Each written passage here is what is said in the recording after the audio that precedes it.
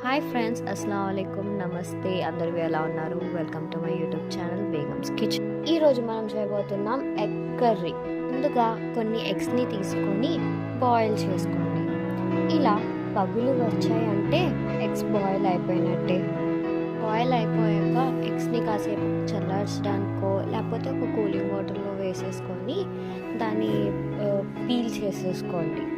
Peel చేసుకున్న తర్వాత కొంచెం చిన్న ఘాటు వేసుకోండి చాలు. ఒక 1 ఎగ్కి ఒక 4 ఘాటు అలా వేసుకోండి. నేను ఇక్కడ 3 ఉల్లిపాయలు, 4 చిన్న టమాటాలు, 4 పచ్చిమిరపకాయలు తీసుకున్నాను. మిరపకాయల్ని చిన్నగా చీరుకోండి చాలు. మిగిలిన వాటిని చిన్న చిన్నగా కట్ చేసుకోండి.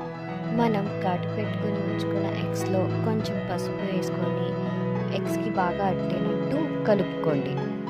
ఇప్పుడు స్టవ్ ఆన్ చేసుకొని కడాయి పెట్టుకొని కొంచెం ఆయిల్ యాడ్ చేసుకోండి. ఆయిల్ హీట్ అవ్వగానే దీంట్లో ఎగ్స్ని యాడ్ చేసుకోండి. ఇలా గోల్డ్ కలర్లో రాగానే ఒక బౌల్లో తీసుకొని పక్కన ఉంచుకోండి.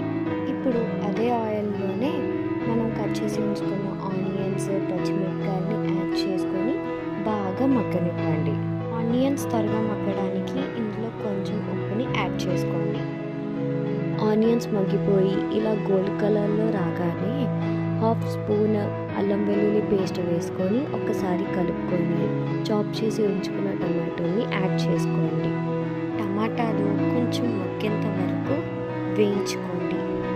టమాటాలు మగ్గిపోయాక దీనిలో 1 టేబుల్ స్పూన్ హల్దీ, 1.5 స్పూన్ కారాన్ని వేసుకొని బాగా కలుపుకోండి. ఇప్పుడు ఇందులో చింతపండు రసాన్ని యాడ్ చేసుకోండి. ముందుగానే చింతపండుని నానబెట్టేసుకోండి. నేను వీడియో తీయడం మర్చిపోయాను. మీకు ఎంత పులుపు కావాలో అంత చింతపండు రసాన్ని దీంట్లో యాడ్ చేసుకోండి. దీన్ని ఒకసారి కలుపుకొని బాయిల్ రావడానికి ఉంచేయండి.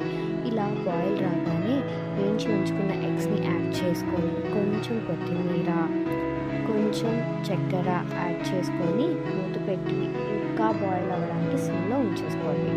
మీకు ఎంత థిక్నెస్ కావాలో అంతవరకు బాయిల్ చేసుకొని మీకు కావాల్సిన థిక్నెస్ రాగానే స్టవ్ ఆఫ్ చేసుకొని ఒక బౌల్లో సర్వ్ చేసుకోండి. అంతే, మన ఎగ్ కర్రీస్ రెడీ.